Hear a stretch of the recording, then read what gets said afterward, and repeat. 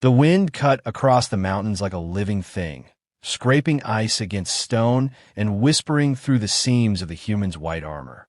He lay motionless behind a ridge of frozen rock, the barrel of his rifle jutting forward like a deliberate accusation aimed at the world below. Far beneath him, alien towers pierced the clouds, their ceremonial lights burning steadily against the cold dawn. Today was meant to be a celebration. For him, it was an ending long delayed.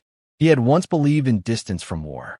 Years earlier, he had laid down his rifle, packed away the careful habits of survival, and returned to a quieter life built around teaching patience instead of practicing it. His son had admired that decision, had said humans needed builders more than killers. The memory stung, not because it was wrong, but because it was beautiful in a universe that punished beauty without hesitation. The aliens arrived, speaking of order, of inevitable hierarchy written into the bones of the cosmos. They demanded compliance and received resistance. When talk stalled, they chose spectacle. His son, fluent in alien dialects and unarmed by choice, was dragged before a public audience and executed with methodical calm. The footage reached Earth days later, compressed, subtitled, and impossible to misunderstand. The father watched it once, standing very still, and then he turned the screen off forever. From that moment, time narrowed. He returned to training with the quiet intensity of someone who already knew the cost. Muscles remembered what grief sharpened. Breath control became prayer. Every calculation was a conversation with absence. When command offered him a mission described as improbable, ceremonial, and strategically unnecessary, he accepted without negotiation. Now he lay above the coronation site of the alien who had ordered the execution, the future emperor poised to inherit dominion over conquered worlds. The rifle rested on a bipod anchored into ice, its mechanism sealed against the cold. One bullet sat chambered, heavier than standard issue, its surface scored with fine human script too small to read at a distance. He had carried others for emergencies, but this one had never been replaced. Through the scope, the city sharpened into detail. Drones drifted in slow orbits. Shields shimmered like heat mirages. The alien leader had not yet emerged, and that was acceptable. Patience was something humans had mastered long before they reached the stars. He adjusted for wind, recalculated for gravity, and waited. As he waited, he thought not of hatred, but of mornings teaching his son how to breathe steadily in thin mountain air. He remembered laughter echoing off stone, the shared silence afterward, and the belief that some skills were meant only for peace. The irony did not escape him. He let it settle, heavy and honest. Below, horns sounded, low and resonant, announcing the beginning of the ceremony. Movement rippled across the platform. The sniper eased his finger against the trigger, not yet applying pressure, only acknowledging its presence. The mountain held its breath with him. Whatever followed would change more than one life, and he intended to see it through. The cold no longer bothered him. Purpose burned warmer than any thermal layer, steady and contained.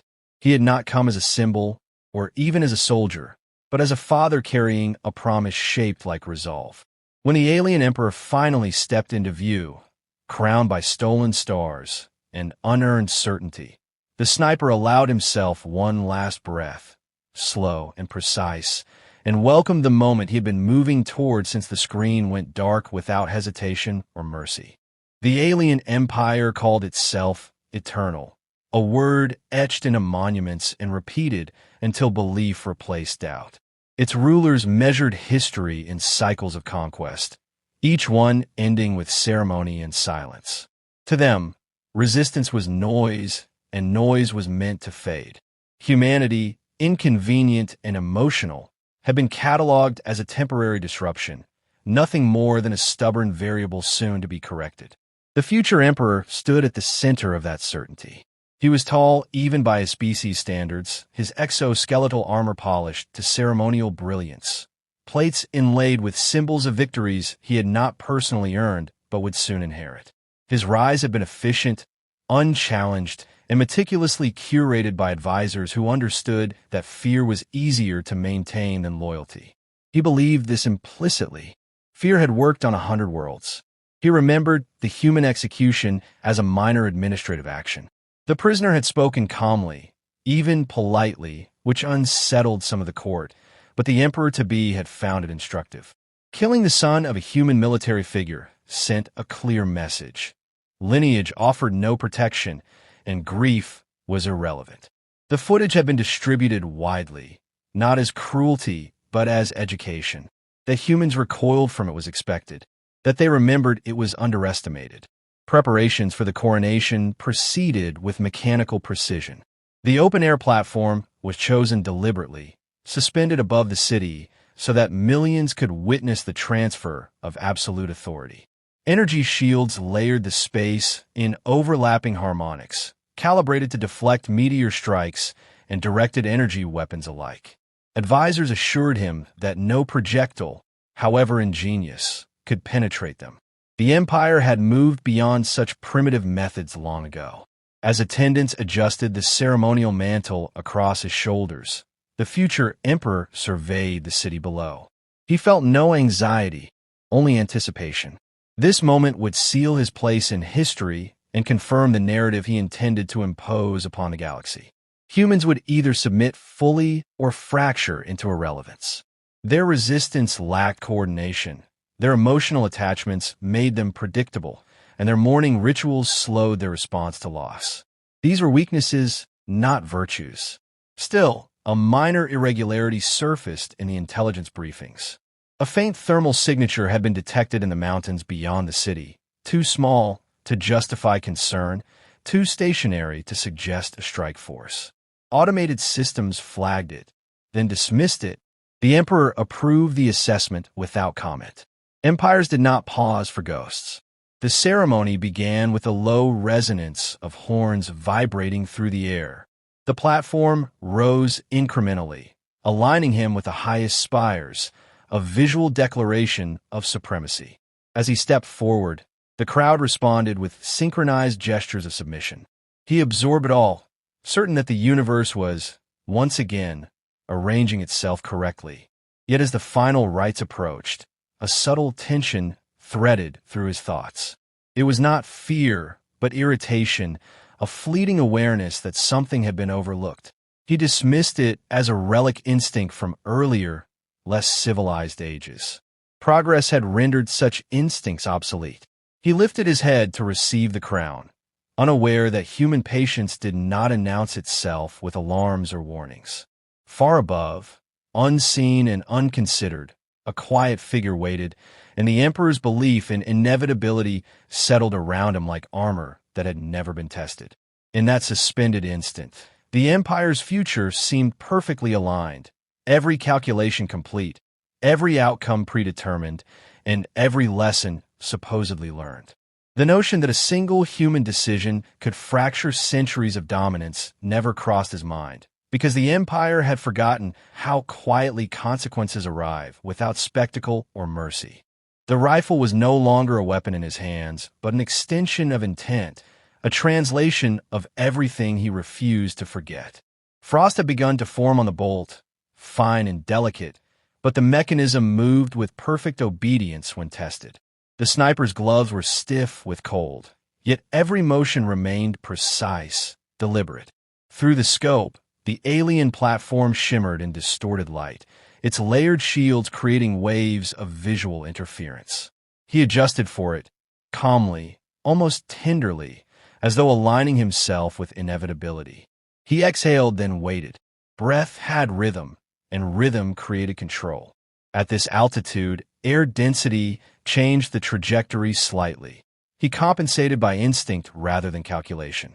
Years of training had carved this knowledge into muscle memory, a kind of language spoken between heartbeat and steel. The scope's crosshair trembled only with the pulse of his blood, steady as a metronome. Below, the alien emperor raised his arms in ritual acknowledgement.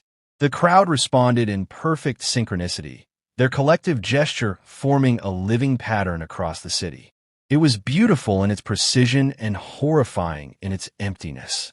The sniper studied the alien's movement, the way arrogance expressed itself through stillness. He knew that stillness, too. He had practiced it for years, not as vanity, but as patience refined to a single moment of purpose. He whispered the name of his son under his breath, letting the sound dissolve into the wind. There was no prayer attached, no plea for forgiveness. Just a name, carried into the air, as if to remind the universe of what had been taken. The weight of grief did not weaken him, it grounded him. He had not come to avenge one death. He had come to end the illusion that humans could be broken by loss. His finger touched the trigger lightly, resting without pressure. Every sniper learned the art of restraint long before learning how to kill. The shot was not the act. The act was the stillness before it, the containment of everything unspoken. The world seemed to narrow, the noise of the wind receding into a deep and hollow silence. Only the heartbeat remained, slow and certain. When he finally pulled the trigger, it was not a moment of violence, but of release. The rifle's recoil pressed against his shoulder like memory, sharp and fleeting. The bullet left the chamber, its flight invisible, a line of motion between resolve and consequence. It struck the outermost shield and should have vanished into energy dispersion, but it did not. Instead, the field rippled once, then collapsed inward as though folding under its own certainty. The alien emperor froze. For a heartbeat, disbelief held dominion over understanding. The projectile pierced armor, bone, and the hollow illusion of invincibility. He fell without sound, crowns slipping from his grasp, the ceremony collapsing into chaos before the echo reached the mountains. The sniper did not smile, nor did he move to confirm the hit. He had seen enough in the flicker of his scope, the sudden stillness, the unraveling symmetry of the crowd. His breath left him in a quiet exhale that trembled only slightly. He retracted the bolt, not out of necessity, but habit, the final punctuation of a promise kept. Below, alarms began to wail, their sound faint and irrelevant across the distance. The mountain remained silent except for the sigh of wind reclaiming its space. He did not celebrate. There was no triumph in justice. There was only completion. He lingered for a moment longer, eyes tracing the fading smoke from his rifle's barrel, then lowered the weapon gently. Somewhere far below, empires were realizing that humanity's strength had never been in power, but in persistence, the quiet refusal to disappear. And though the mission was over, he remained still, listening to the wind as if waiting for his son's voice to return on it, whispering that the world had, at last, remembered. Chaos unfolded below the platform with astonishing speed, a disciplined empire unraveling into confused motion. Commands overlapped, formations broke, and the synchronized certainty that had defined the ceremony dissolved into instinctive fear. Medical drones swarmed the fallen emperor, but protocol stalled them, unable to reconcile ritual death with violent interruption. Across the city, millions watched in silence, confronted with the unthinkable truth that authority could bleed. High above, the sniper observed only long enough to confirm reality had taken hold. He dismantled the rifle with practiced efficiency, each component wiped, secured, and buried beneath layers of snow and stone. There would be no trophy, no proof beyond absence. Survival demanded humility, and he had lived long enough to respect it. When he rose, the cold greeted him like an old companion rather than an enemy. Alien communications fractured into panicked transmissions, their encrypted channels saturated with disbelief. The Empire's narrative faltered as analysts replayed impossible data, frame by frame, searching for technological betrayal rather than human intent. They would not find comfort there. What had happened was not innovation alone, but commitment sharpened by grief. That distinction unsettled them more than the death itself. On occupied worlds, humans watched the footage emerge through resistance networks, raw and unembellished. They saw the moment certainty collapsed, the instant an empire hesitated. No triumphant music accompanied it. No speech explained it. Only a single line of translated human text accompanied the image of the fallen crown. It spread faster than fear ever had. The sniper descended the far side of the mountain, careful to erase his passage. With every step, tension drained from his body, leaving behind a fatigue that felt earned rather than hollow. He thought of returning home, though he no longer knew what that meant. His son would not be waiting, but the silence there might finally be bearable. He paused once, looking back toward the distant city, now choked with disorder. For the first time since the execution, his chest loosened, allowing grief to settle into something quieter, something survivable. The promise had been kept. The bullet had found its moment, and with it, a truth had been delivered without negotiation. The galaxy would argue over meanings, assign symbols, and construct legends that ignored the simplicity of the act. He had not acted for humanity as an idea, nor for vengeance as a thrill. He had acted because love, when stripped of hope, could still demand accountability. As snow began to fall again, softening the scars of his presence, the sniper continued onward, becoming indistinguishable from the terrain. Behind him, an empire recalculated its future, newly aware that humans did not need superiority to endure. They needed memory, patience, and the willingness to wait years for a single, decisive breath. Somewhere beyond sensors and charts, consequences were already forming, subtle and irreversible. Alien commanders questioned doctrines once treated as natural law, while human cells recognized a shift too quiet for celebration. The sniper did not witness those ripples, yet he had shaped them all the same. His journey would not end in recognition or rest, but in continued movement, because survival was an ongoing discipline.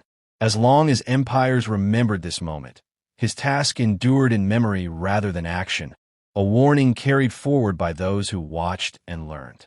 It was enough that balance had shifted, that fear had changed direction, and that humanity had been reminded of its own endurance through one quiet act of unwavering resolve.